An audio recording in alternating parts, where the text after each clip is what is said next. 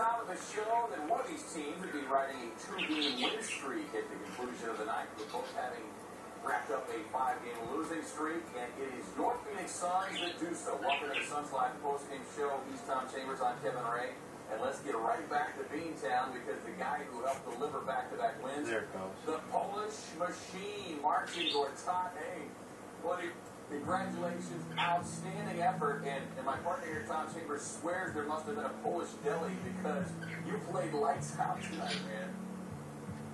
Yeah, it was a good game for the whole team, and I'm glad I could help from the beginning. The last game I didn't play well, and I was hoping that today I'm going to. It was a good game. Like I said, the whole team played outstanding defense. They held the team to 71 points, so it was really good.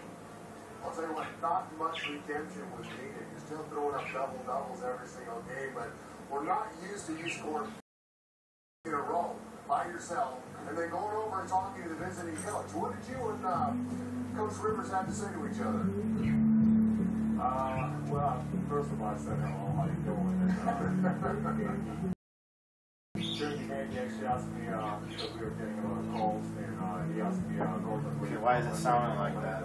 How you getting all these calls? And it was just funny part, but, you know. Why don't they have a line out? I got a lot of great memories from here. You know, obviously back in the day, I was playing here with Orlando, and every year we were finally, Boston in playoffs. So this score was always good for me, and I felt great here. That's worse than that laptop itself.